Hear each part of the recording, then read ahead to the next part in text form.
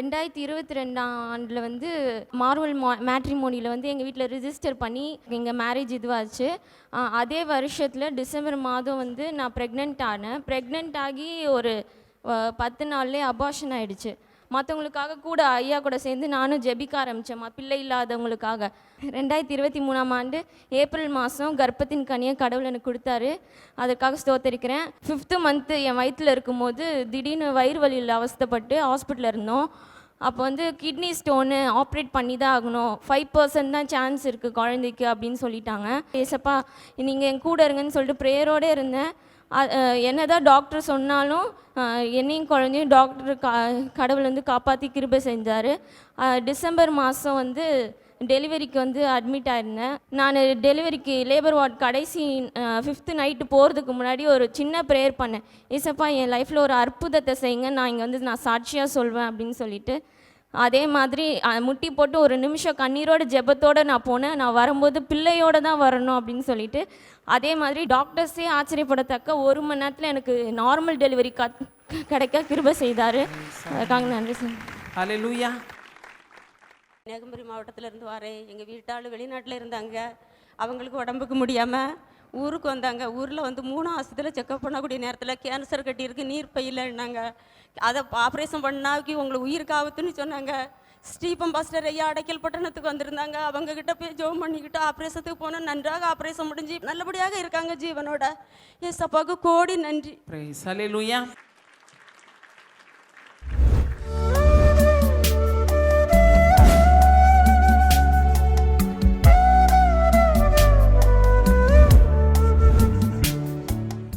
கிறிஸ்துவுக்குள் மிகவும் பிரியமான எனதருமை சகோதர சகோதரிகளே, நம்மை சிருஷ்டித்தவரும் நம்மை உண்டாக்கினவரும் நம்மை ஒருபோதும் மறந்து போகாதவருமாகிய இயேசு கிறிஸ்து இணையற்ற நாமத்தினாலே உங்கள் எல்லாரையும் வாழ்த்தி ஆசீர்வதிக்கிறேன். ஹல்லேலூயா. எல்லாரும் சந்தோஷமாக இருக்கீங்களா? இந்த நாளிலும் ஆண்டவருடைய பாதப்படியிலே அமர்ந்து, ஆண்டவரே என் பிள்ளைகளுக்கு நீர் என்ன மங்கள வார்த்தை சொல்ல விரும்புகிறேன், என்ன வார்த்தை சொல்லி பிள்ளைகளை ஆசீர்வதிப்பது பரலோகத்தின் சித்தமாக இருக்கிறது. தேவ சமூகத்திலே கண்ணீரோடு ஜெபத்திலே தரித்திருந்த பொழுது கர்த்தருடைய ஆவியானவர் நம்மை ஆசீர்வதிக்கும்படி கொடுத்த மங்கள வார்த்தை கொலோசேயரின் புஸ்தகம் 2ஆம் அதிகாரம் 14, 15 ஆகிய வசனங்கள் இப்படியாய் சொல்லுகிறது. வாசிப்போமா?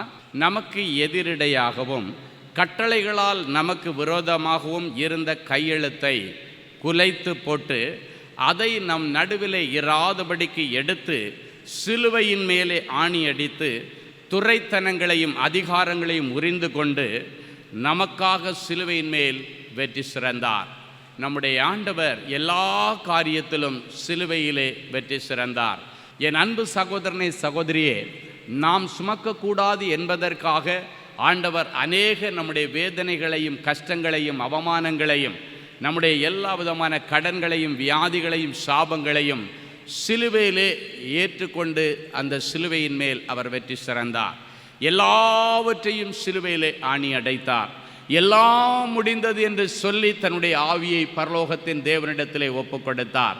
எல்லாம் முடிந்தது என்று சொன்னால், இந்த உலகத்திலே நம் ஆண்டவராகிய இயேசு கிறிஸ்து மனு குலத்திற்காக அவதரித்து நமக்காக இந்த உலகத்திலே ஜெனித்து நன்மை செய்கிறவராய் சுற்றி திரிந்து பாடுகள் அனுபவித்து அவருடைய கடைசி நிமிடங்கள் வரும் பொழுது பிதாவிடத்தில் சொல்லுகிறார், எல்லாம் நிறைவேறிற்று. என்ன நிறைவேறிற்று? இயேசு கிறிஸ்துடைய வருகையினுடைய நோக்கத்தை குறித்தும் இயேசு கிறிஸ்து இந்த உலகத்திலே வாழ்கிற காலங்கள் என்னென்ன காரியங்கள் நிறைவேறப் போகிறது என்பதை குறித்தும் வேத வல்லுநர்கள் சொன்ன எல்லா தீர்க்க தரிசனங்களும் நிறைவேறின வேளையிலே ஒரு நிம்மதி பெருமூச்சு விட்டு, என் பிள்ளைகளுடைய பிரச்சனைகள் எல்லாம் முடிந்து விட்டது, என் பிள்ளைகளுடைய அவமானங்கள் எல்லாம் முடிந்து விட்டது, என் பிள்ளைகளுடைய சாபங்கள் எல்லாவற்றையும் நான் சிலுவையில் சுமந்து தீர்த்து விட்டேன், என் பிள்ளைகளுடைய வியாதிகள் எல்லாவற்றையும் நான் சிலுவையில் சுமந்து தீர்த்து விட்டேன் என்று நிம்மதி பெருமூச்சு விட்டு எல்லாம் முடிந்தது என்று சொல்லி தன்னுடைய ஜீவனை பிதாவினுடைய கையிலே அவர் ஒப்பு கொடுத்தார். அவர் எல்லாம் முடிந்தது என்று சொன்னதற்கு பிறகு மீண்டும் ஏன் அவைகள் நம்முடைய வாழ்க்கையிலே தொடர்ந்து வந்து கொண்டிருக்கிறது? என் அன்பு சகோதரனை சகோதரியே, நமக்கு வாக்குத்தத்தத்தின் பிள்ளைகள் என்கிற ஒரு பெயர் உண்டு. வாக்குத்தத்தத்தின் பிள்ளைகளுக்கு ஆண்டவர் வேதத்திலே கொடுத்திருக்கிற எல்லா வாக்குத்தத்தங்களும் ஆம் என்றும் ஆமேன் என்றும் சொல்லப்பட்டிருக்கிறது. இந்த வாக்குத்தத்தங்கள் எல்லாம் நம்முடைய வாழ்க்கையில நிறைவேறிட்டா என்று பார்த்தால் அநேக வாக்குத்தத்தங்கள் இன்னும் நிறைவேறவில்லை. அப்படியானால் அந்த வார்த்தையை கொடுத்த ஆண்டவர் பொய் சொல்லுகிறவரா, அந்த வார்த்தைகளை சொன்ன ஊழியர்கள் பொய் சொல்லுகிறவர்களா என்று பார்த்தால் அப்படி அல்ல. ஆண்டவர் உண்மை உள்ளவர். ஆண்டவர் மூலமாக ஊழியர்கள் சொல்லுகிற வார்த்தைகள் ஒவ்வொன்றும் உண்மை உள்ளது. அப்புறம் ஏன் பலிக்கவில்லை என்று உங்களுடைய இருதயத்திலே கேள்வி இருக்கலாம். வேதத்தில் ஒரு அருமையான வசனம் இருக்கிறது, இவைகளையும் செய்யுங்கள் அவைகளையும் விட்டு விடாதிருங்கள். இவைகளையும் செய்யுங்கள் அவைகளையும் விட்டு விடாதிருங்கள். அப்படின்னா என்ன அர்த்தம்னா, ஆண்டவருடைய பிள்ளைகள் வாக்குத்தத்தத்தை பிடித்து ஜெபிக்கிறீர்கள், அதை செய்கிறீர்கள், அது நல்லது. வாக்குத்தத்தத்தை விசுவாசிக்கிறீர்கள், நல்லது, இதை நீங்கள் செய்கிறீர்கள். ஆனால் ஒன்றை விட்டு விடுகிறீர்கள். எதை விட்டு விடுகிறோம்? அந்த வாக்குத்தத்தங்கள் நம்முடைய வாழ்க்கையில நிறைவேறுவதற்கு ஆண்டவர் சில நிபந்தனைகளை வைத்திருப்பார். அந்த நிபந்தனைகளை தேவனுடைய பிள்ளைகள் நிறைவேற்றுவதில்லை. ஆண்டவர் வாக்கு கொடுத்தார், அந்த வார்த்தையை பிடிச்சிட்டு நான் ஜெபம் பண்ணுறேன், ஆனாலும் எனக்கு நடக்கவில்லை. ஊழியர்கள் மூலமாக இந்த தீர்க்க தரிசன வார்த்தையை சொன்னார், அந்த வார்த்தையை பிடித்து நான் விசுவாசத்தோடு நம்பிக்கொண்டிருக்கிறேன், என்னுடைய விசுவாசம் வீண் போகாது என்று சொல்லப்பட்டிருக்கிறதே, ஏன் என்னுடைய விசுவாசம் வீண் போனது? ஆண்டவருடைய பிள்ளைகள் வேதத்தை தியானிக்கும் பொழுது நிதானமாய் வாசிக்க வேண்டும்.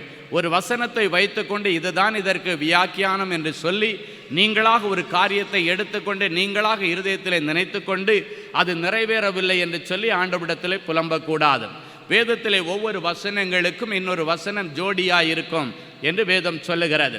அப்படின்னா இந்த வசனத்தினுடைய வெளிப்பாடு முழுமையாக நீ தெரிந்து கொள்ள வேண்டுமானால் அதற்கு இணை வசனம் ஒன்று என்று இருக்கும். அந்த இணை வசனத்திலே சில நேரங்களில் சில நிபந்தனைகள் இருக்கும்.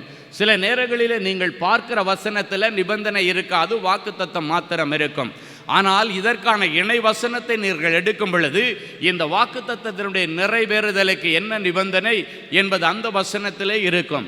எனக்கு தேவனுடைய பிள்ளைகள் எப்பொழுதுமே ஒரு பேலன்ஸ்டு கிறிஸ்டியன் லைஃபாக இருக்க வேண்டும். எப்பொழுது சமநிலை கிறிஸ்தவர்களாக எல்லாவற்றையும் தெரிந்து கொண்டு தேவனுடைய பிள்ளைகள் செயல்பட வேண்டும். வேதத்திலே உங்களுக்கு சரியான தெளிவு இருக்க வேண்டும்.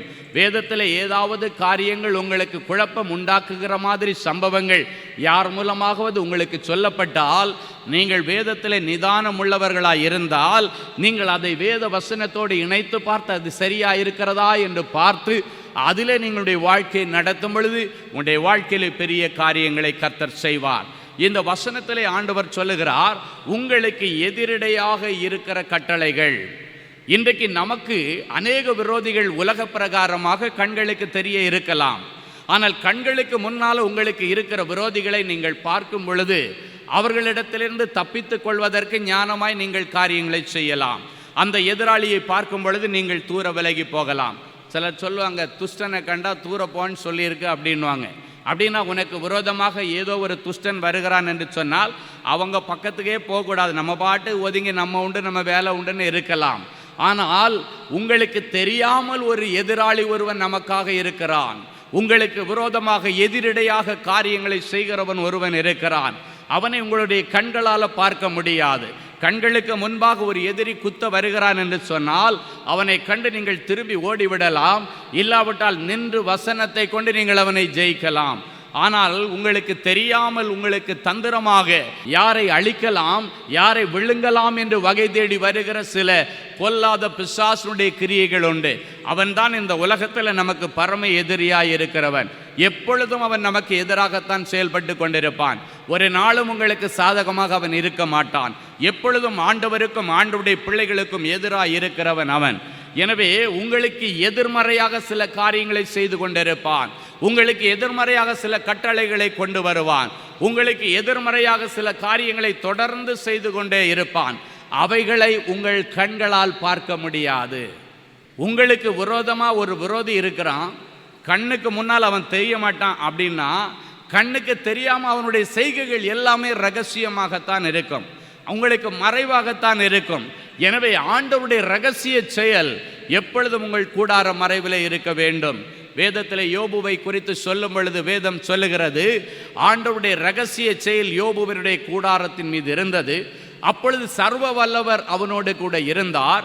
பரலோகத்திலிருந்து எண்ணெய் நதி போல் அவன் வீட்டிற்கு இறங்கி வந்தது. தன் பாதங்களை அவன் நெய்யினால் கழுவினானாம். அப்படிப்பட்ட செல்வ சீர் இருந்தால் நலமாயிருக்கும் என்று யோபு சொல்லுகிறான். அப்படின்னா என்ன அர்த்தம்? யோபு ஓஹோன்னு இருந்த காலங்களிலே ஆண்டவருடைய ரகசிய செயல் அவன் கூடார மறைவிலே இருந்ததா. வேதம் தெளிவாய் சொல்லுகிறது, யோபுவின் கூடாரத்திலே ஆண்டவருடைய ரகசிய செயல். ஏன் ஒரு மனுஷனுடைய கூடாரத்திலே ஆண்டவர் ரகசியமாய் செயல்பட வேண்டும் என்பது உங்களுக்கு பின்னால் ஒரு கேள்விக்குறியாயிருக்கிறது.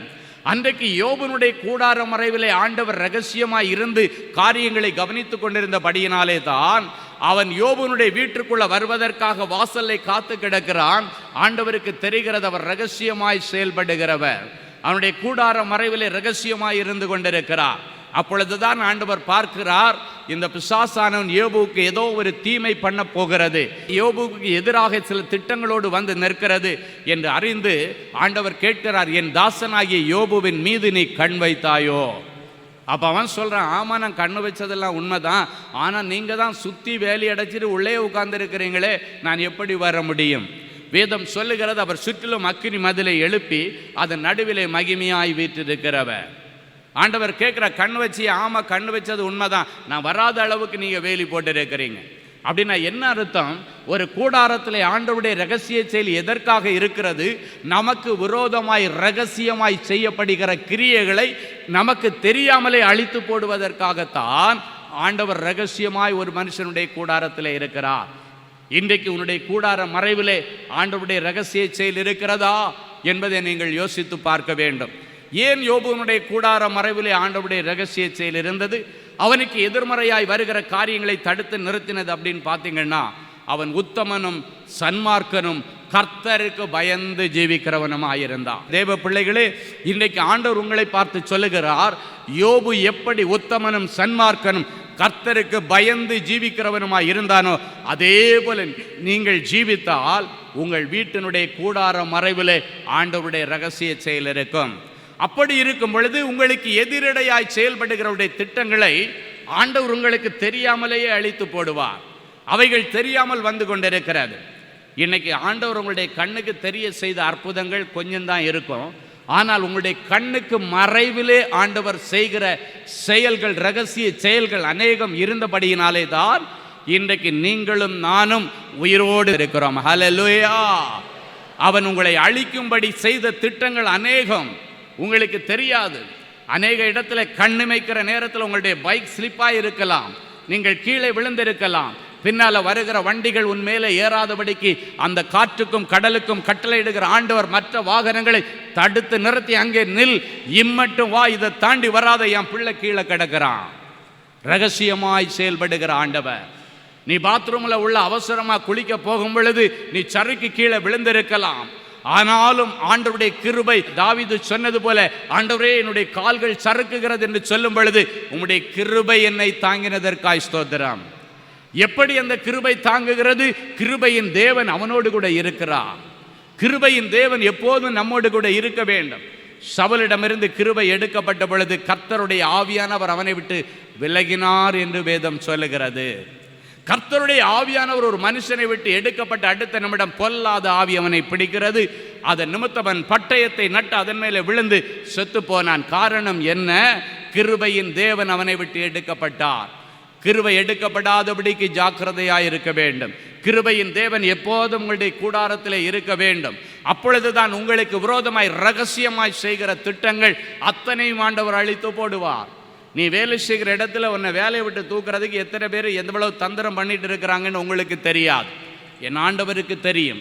நீ வேலை செய்கிற இடத்துல ஆண்டவருடைய ரகசிய செயல் இருக்கிறபடியினாலே தான் முதலாளிமார்களிடத்தில் எவ்வளவு உன்னை குறித்து மொட்டை பெட்டிஷன் போனாலும் அதையும் தாண்டி கர்த்தர் உனக்காக நீதி செய்து வழக்காடி கொண்டிருக்கிறார். கர்த்தருடைய நியாயத்தை எடுத்துரைத்து கொண்டிருக்கிறார். நமக்கு இன்ஃப்ளூயன்ஸ் எப்போவுமே ஆண்டவராகி இயேசு கிறிஸ்துவாய்த்தான் இருக்க வேண்டும். அவருடைய இன்ஃப்ளூயன்ஸில் தான் நீங்கள் எங்கே போனாலும் போக வேண்டும். அதுதான் உங்களுக்கு எப்பொழுதும் பாதுகாப்பாக இருக்கும். இந்த வசனம் சொல்லுகிறது, உனக்கு எதிரடையாக பிறப்பிக்கப்பட்ட கட்டளைகள், உனக்கு எதிரடையாக இருக்கிற சூழ்நிலைகள் எல்லாவற்றையும் ஆண்டவர் சிலுவையிலே ஆணி அடித்தாராம். அப்படியானால் இன்னைக்கு நீங்கள் சொல்லணும், ஆண்டவரே என் கண்ணுக்கு முன்னால் இப்படி ஒரு பிரச்சனை இருக்குது, இப்படி ஒருத்தன் என்னை எதிர்த்து நிற்கிறான், என் பிள்ளைக்கு எதிராக இப்படி ஒரு பிரச்சனை இருக்கிறது, என் பிள்ளையை தூக்கிட்டு போவேன்னு சொல்கிறான், என் பிள்ளையை அடிச்சிருவேன்றான், கொலை பண்ணிடுவேன்னு சொல்கிறான். ஆண்டவரே, என் பிள்ளை தவறு பண்ணி இருக்கலாம், ஆனாலும் அவனுக்கு எதிராக இருக்கிற இந்த மனுஷனை இன்றைக்கு உம்முடைய ஆளுகையில் ஒப்பு கொடுக்கிறேன். ஆண்டவரிடத்தில் சொல்லுங்க, எதெல்லாம் உங்களுடைய கண்களுக்கு முன்பாக எதிராக இருக்கிறது, எந்த சொத்து உங்களுடைய கையை விட்டு போகும்படிக்கு எதிராளி ஒருவன் தந்திரமாய் கள்ள டாக்குமெண்ட் பண்ணி அவனுடைய சொத்து என்று சொல்லி உன்னை ஏமாற்றி கொண்டிருக்கிறான், எல்லாவற்றையும் இன்றைக்கு சிலுவையில் ஆணி அடித்து நீங்கள் ஜெபம் பண்ண வேண்டும். ஆண்டவர் எல்லாவற்றையும் சிலுவையின் மேலே வெற்றி சிறந்தார் என்று வேதம் சொல்லுகிறது. எல்லாவற்றின் மேலும் அவர் வெற்றி சிறந்தாராம். தேவனுடைய பிள்ளைகள் ஒரு இடத்துலையும் தோற்று போகக்கூடாது. எக்ஸாமில் தேவனுடைய பிள்ளைகள் தோற்று போகக்கூடாது. தோற்று போனவன் பிசாசானவன். ஆனால் நம்முடைய ஆண்டவராகிய இயேசு கிறிஸ்து ஜெய கிறிஸ்து, அவர் வெற்றி எடுத்தவர், மரணத்தை ஜெயமாய் விழுங்கினவர், சிலுவையிலே மகிமையாய் வெற்றி சிறந்தவர் நம்முடைய ஆண்டவர். ஆண்டவருடைய பிள்ளைகள் ஒரு இடத்துலையும் தோற்று போகக்கூடாது. எக்ஸாமில் தோற்று போகக்கூடாது, கோர்ட்டு கேஸுகளில் தேவனுடைய பிள்ளைகள் தோற்று போகக்கூடாது, ஊழியத்தில் தோற்று போகக்கூடாது, ஸ்போர்ட்ஸில் தோற்று போகக்கூடாது. எல்லா இடத்துலையும் தேவனுடைய பிள்ளைகள் ஜெயிக்க வேண்டும். அந்த ஜெயத்தின் அபிஷேகத்தை கர்த்தருடைய ஆவியானவர் இன்றைக்கு தேவ பிள்ளைகள் மேலே போடுகிறார். இன்றைக்கு உங்களுக்கு எதிராக இருக்கிற சூழ்நிலைகள் என்ன? அன்றைக்கு மொர்தகாய்க்கும் ஆண்டவருடைய பிள்ளைகளாகிய யூத ஜனங்களுக்கும் விரோதமாக எதிராக ஒரு கட்டளை இருந்தது. என்ன கட்டளை இருந்தது?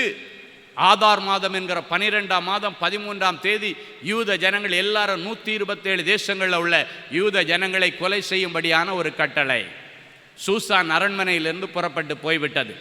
இந்திய தேசம் முதல் எத்தியோப்பியா தேசம் வரைக்கும் 127 தேசங்களை அரசாண்டு கொண்டிருந்த அகாஸ்வேரு ராஜாவுடைய கரத்திலிருந்து முத்திரை போடப்பட்ட ஓலைகள் தபால்காரர்கள் மூலமாக 127 தேசங்களுக்கு போய்விட்டது.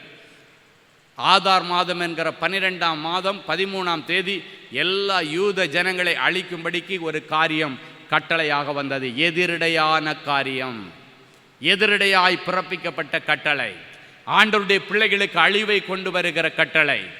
அந்த சூழ்நிலையில் என்ன செய்தார்கள் தேவ ஜனங்கள்? யூத ஜனங்கள் கூடி 3 நாட்கள் தேவ சமூகத்தில் உட்கார்ந்து கதறி கண்களை மூடி அப்படியே சாம்பலிலே உட்கார்ந்து ரெட்டொடுத்து அவர்கள் தியானம் பண்ணி ஆண்டவருடைய சமூகத்தில் உபவாசம் இருந்து ஜபித்தார்கள்.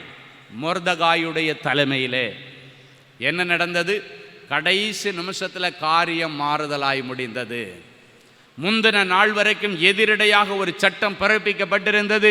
ஆனால் அடுத்த நாள் கடைசி நிமிஷத்தில் எஸ்தர் ராஜாத்தி தேடி போகிறாள். அகாஸ்வேரு ராஜாவை என்னை கொன்றாலும் பரவாயில்லை, என் ஜனத்திற்கு மீது வருகிற இந்த நிந்தையும் என் ஜனத்திற்கு வருகிற அழிவையும் என்னால் பார்க்க முடியாது என்று சொல்லி தன்னுடைய உயிரை கூட துச்சமாய் நினைத்து ராஜாவினிடத்திலே போகிறா.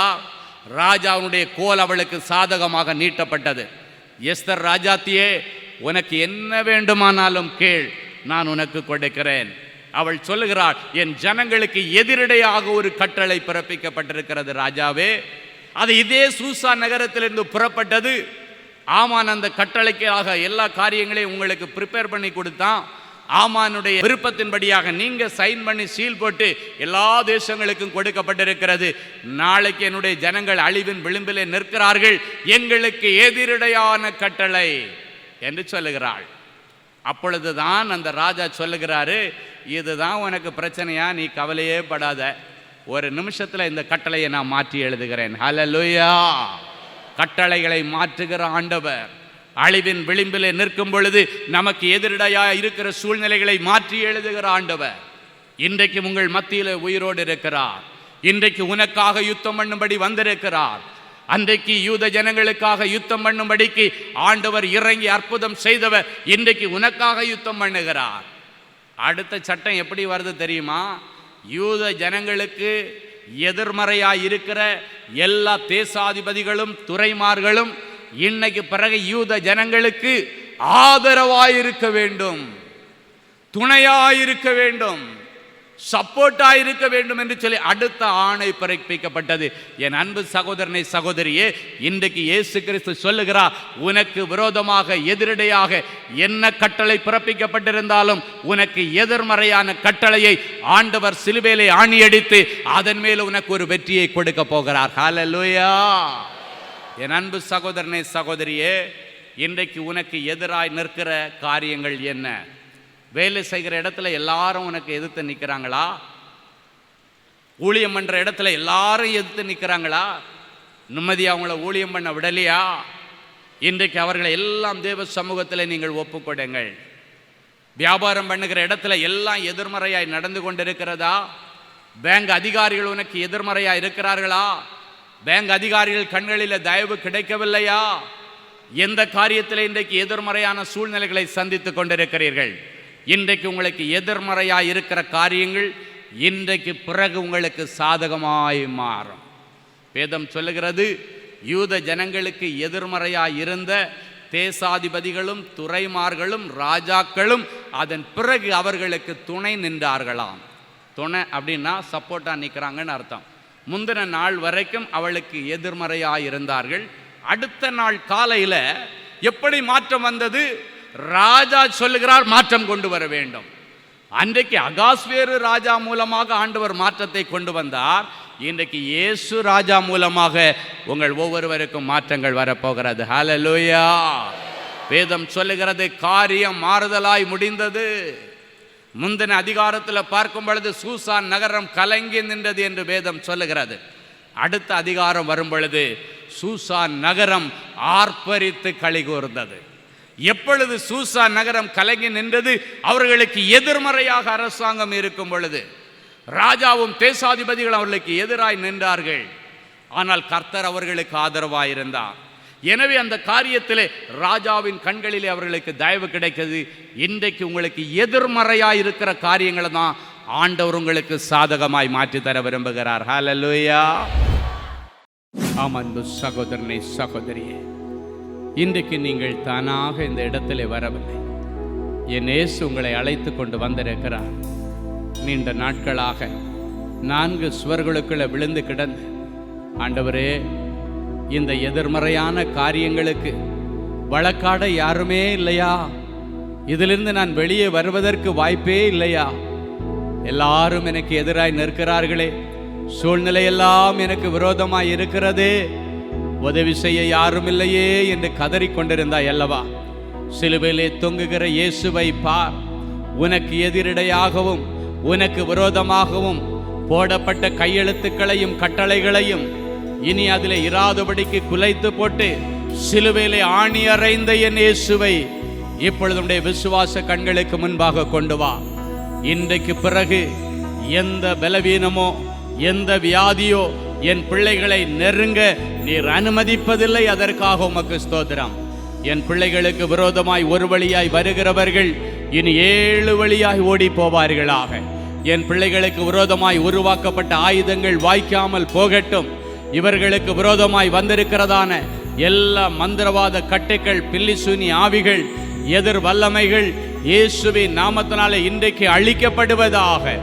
இவர்களுக்கு விரோதமாய் உருவாக்கப்பட்ட எல்லா ஆயுதங்களையும் ஆண்டவர் செயலிழக்க பண்ணி மகிமையாய் சிலுவையிலே வெற்றி சிறந்ததற்காக உமக்கு நன்றி.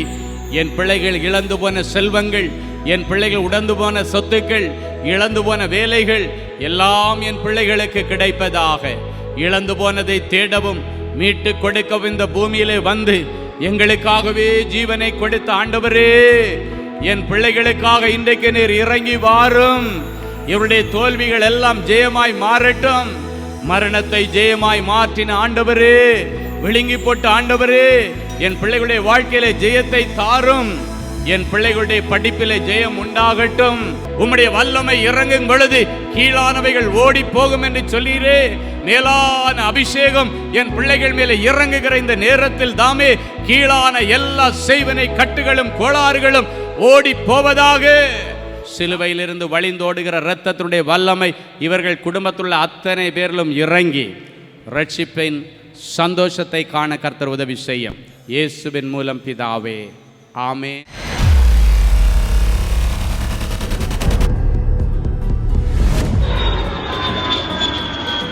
தேவனின் அன்பு ஊழியங்கள் நடத்தும் இஸ்ரேல் தேச புனித பயணம். அன்பானவர்களே, ஆண்டவராகிய இயேசு கிறிஸ்து பிறந்து வளர்ந்து ஊழியம் செய்து மரித்து அடக்கம் பண்ணப்பட்டு உயிரோடு எழுந்த புனித ஸ்தலங்களை கண்டு மகிழ இதோ ஓர் அரிய வாய்ப்பு. உங்கள் வாழ்நாள் கனவை நனவாக்க நமது அன்பு சகோதரர் சுவிசேஷகர் டி. ஸ்டீபன் அவர்களுடன் 11 நாட்கள்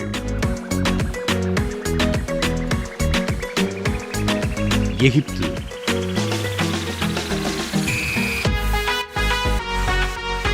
யோர்தான், பாலஸ்தீனம், இஸ்ரேல் தேசங்களுக்கான புனித பயணம்